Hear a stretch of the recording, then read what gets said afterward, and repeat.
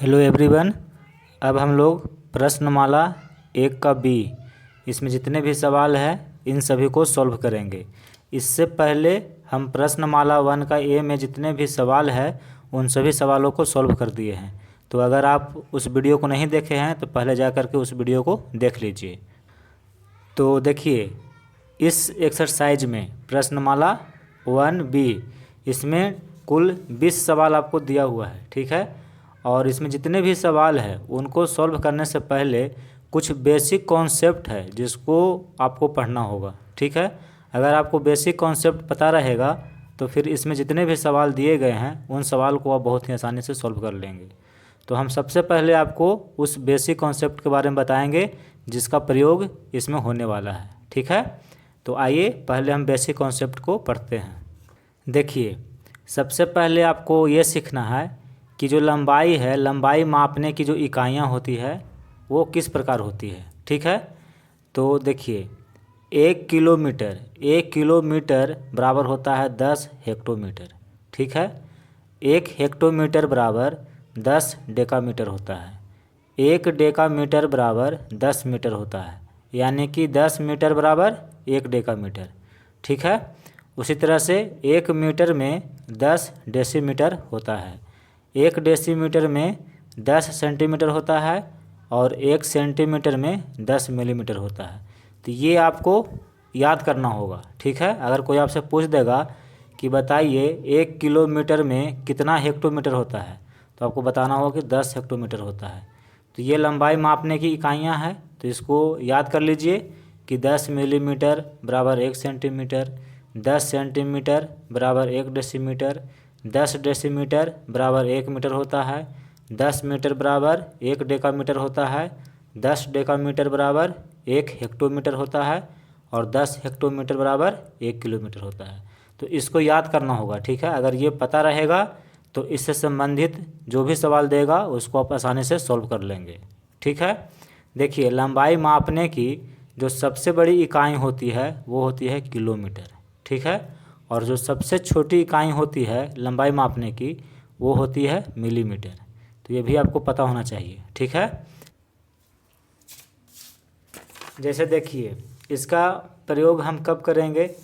जैसे मान लीजिए कि 2 स्थान हैं, एक है गया और एक है पटना, ठीक है। और इसके बीच की जो दूरी है इसको मापना है। तो किस चीज़ में मापेंगे, तो किलोमीटर में मापेंगे, ठीक है। तो गया से पटना के बीच की दूरी मान लीजिए कि 100 किलोमीटर है, ठीक है। तो ये जो देख रहे हैं किलोमीटर, ये क्या है, इकाई है किस चीज़ की, लंबाई मापने की। तो लंबाई अगर मापनी हो तो वहाँ पे हम किलोमीटर, हेक्टोमीटर, मीटर इस तरह से मापते हैं, ठीक है। अब देखिए, अगला कॉन्सेप्ट हम लोग पढ़ेंगे कि धारिता मापने की इकाइयाँ कौन कौन होती है, ठीक है। जैसे देखिए, धारिता मापने की जो सबसे छोटी इकाई होती है वो होती है मिलीलीटर और सबसे बड़ी इकाई होती है किलोलीटर, ठीक है।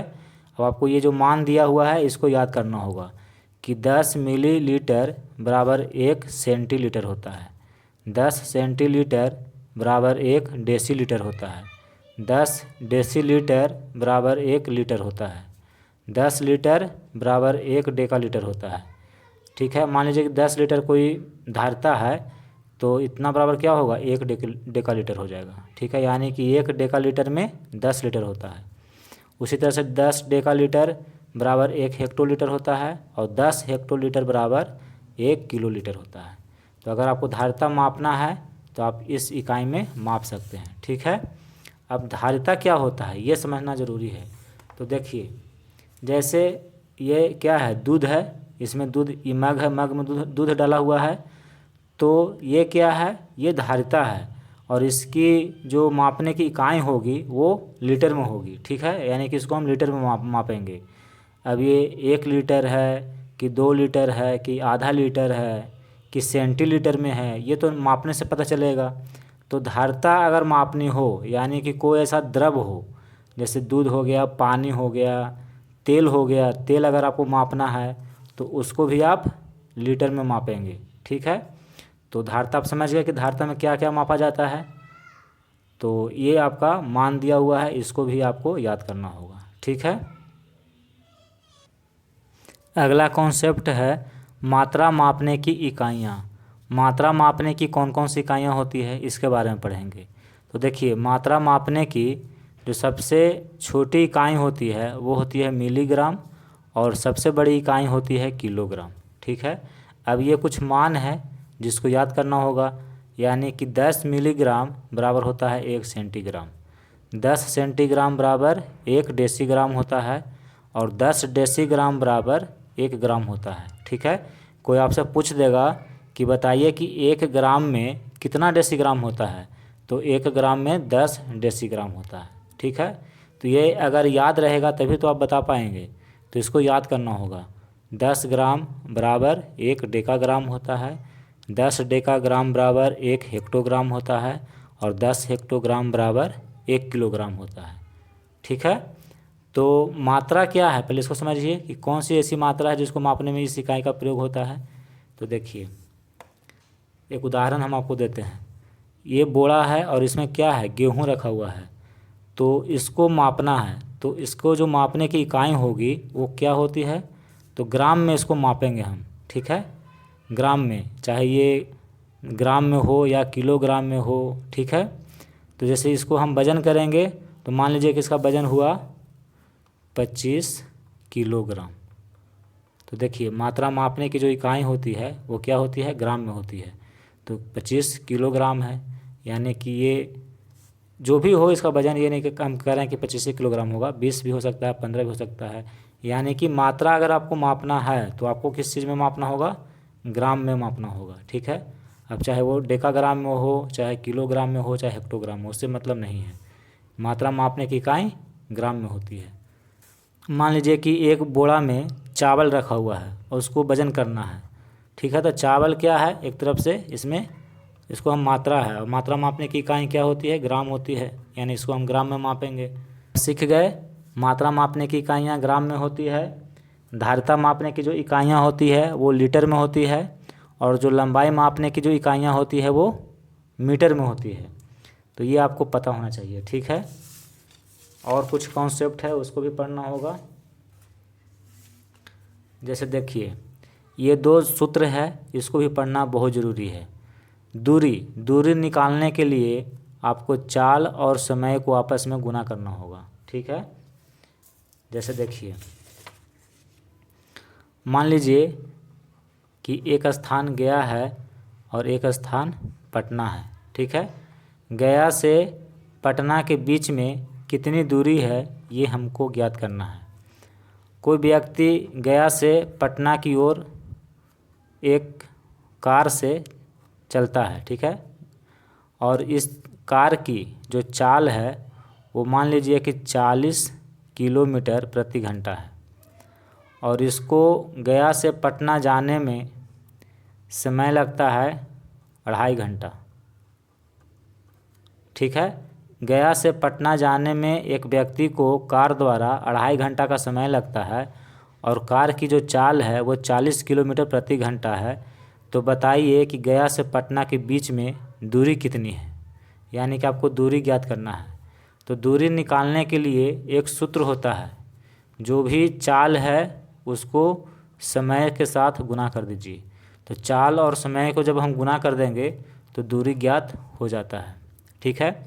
चाल है 40 किलोमीटर प्रति घंटा और इसको समय लगा है 2.5 घंटा, यानी कि इसको जब हम बदलेंगे भिन्न में तो कितना होगा, 2 दूनी का 4 और 1 5/2 होगा। ये पूर्णांक में लिखा हुआ है, जब आप इसको भिन्न में बदलेंगे तो इतना हो जाएगा। अब इसको काटिए, 40 को 2 से काटेंगे तो 20 बार में कट जाएगा, और 20 को 5 से गुना करेंगे तो 100 हो जाएगा। यानी कि गया से पटना के बीच में जो दूरी है वो है 100 किलोमीटर। तो दूरी हम निकाल लिए। तो दूरी निकालने के लिए इस सूत्र का प्रयोग किया जाता है। अगर चाल और समय दिया हुआ है तो उसको अगर हम गुना कर देंगे तो दूरी निकल जाता है। तो ये भी सूत्र बहुत भी आई है, और इस प्रश्नमाला में इस पर आधारित कुछ सवाल दिया हुआ है, तो इसको याद करना होगा। ठीक है।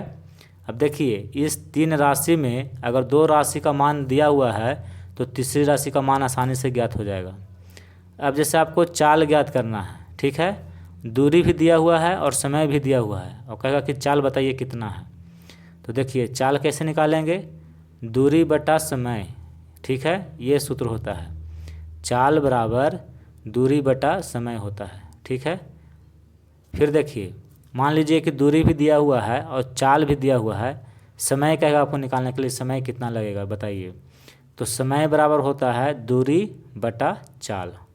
तो ये 3 सूत्र आपको याद करना होगा कि दूरी बराबर चाल गुना समय होता है, चाल बराबर दूरी बटा समय होता है, और समय बराबर दूरी बटा चाल होता है, ठीक है।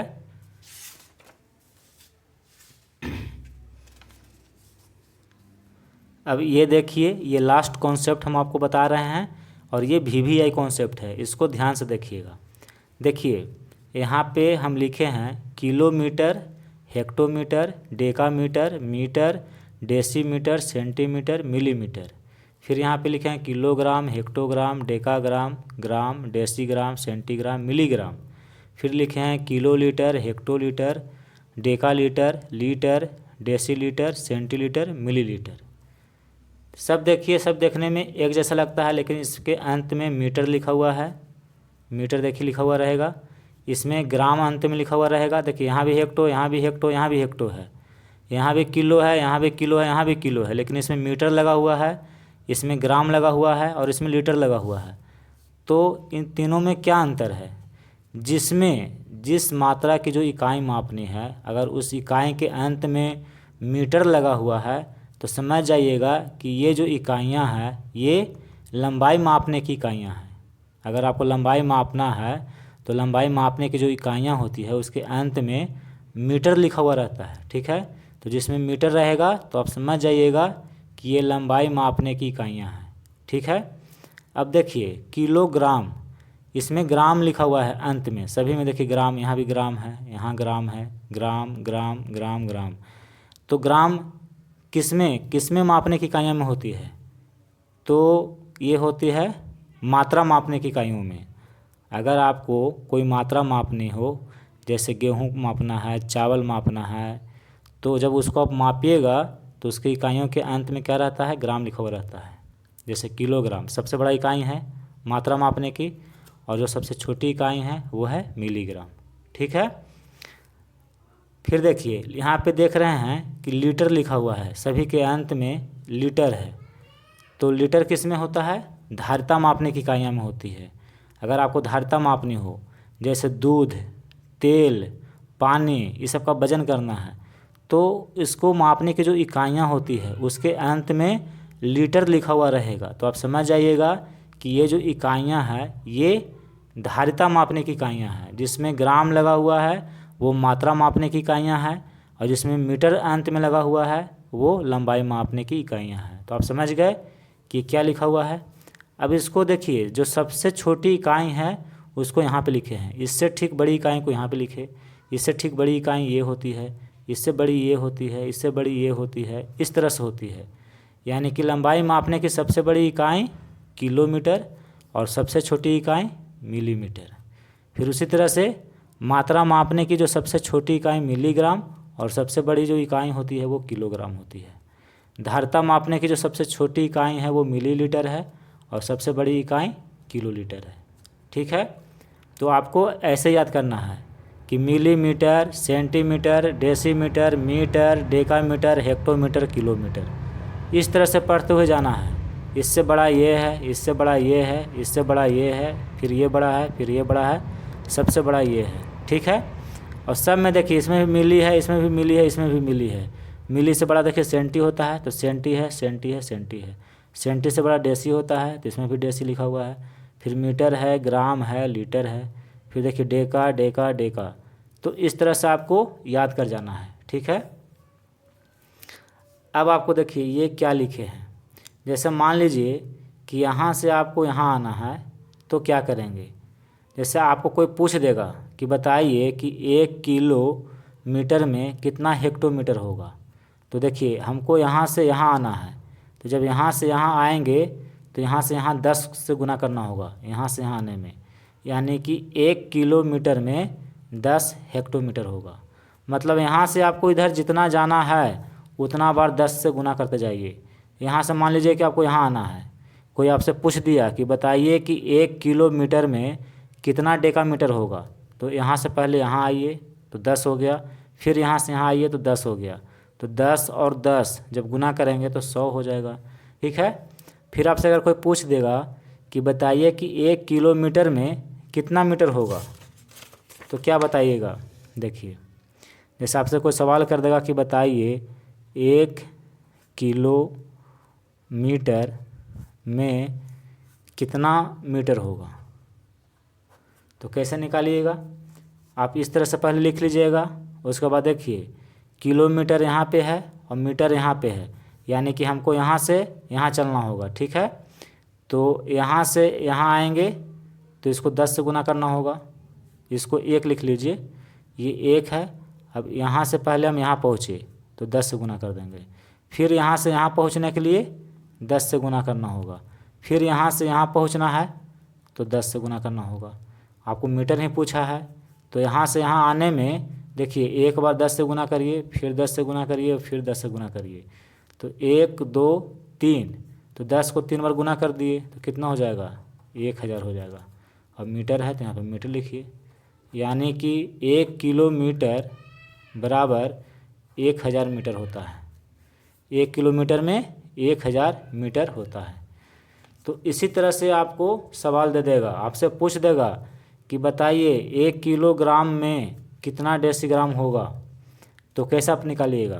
पहले यहाँ से यहाँ आने के लिए 10 से गुना करिए, फिर यहाँ से यहाँ पहुँचने के लिए 10 से गुना करिए, फिर यहाँ से यहाँ पहुँचने के लिए 10 से गुना करिए, फिर यहाँ से यहाँ आने के लिए 10 से गुना करिए। डेसीग्राम पूछा था आपसे और यहाँ पहुँच गए तो जितना 10 है उतना से गुना कर दीजिए। देखिए 1 2 3 4 बार 10 से गुना करना होगा। जैसे देखिए बताते हैं आपको, जो आपसे अगर कोई पूछ दिया कि 1 किलोग्राम बराबर कितना ग्राम होगा, 1 किलोग्राम में कितना ग्राम होगा, तो कैसे आप निकालिएगा। किलोग्राम बोला है तो ग्राम वाला चलेंगे, इसमें चलेंगे। देखिए किलोग्राम यहाँ पे है और ग्राम यहाँ पे है, यानी कि यहाँ से हमें यहाँ पहुँचना है, तो कैसे पहुँचेंगे। पहले यहाँ 1 लिख लेंगे। ठीक है। किलोग्राम से शुरू कर रहे हैं, 1 किलोग्राम बोला है तो 1 लिख लिए।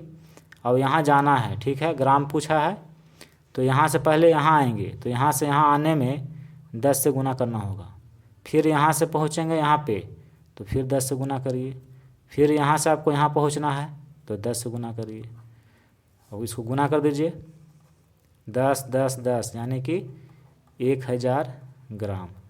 तो 1 किलोग्राम में 1000 ग्राम होगा।